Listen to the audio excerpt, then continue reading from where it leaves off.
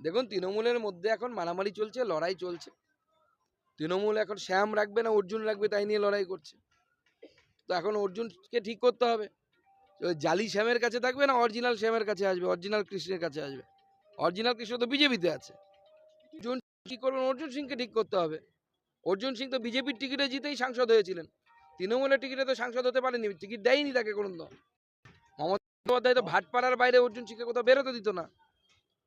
এই ঘটনা আরও একবার আমাদের মনে সন্দেহের উদ্রেক করলো, কেন তৃণমূল কংগ্রেসের ভাইপো বারবার আমেরিকা যান বা যেখানেই যান দুবাই হয়ে কেন যান, এই দুবাই কানেকশনটা বারবার এদের কেন আসছে, আর এদের সবকিছু বিদেশের সাথে কেন জড়িত?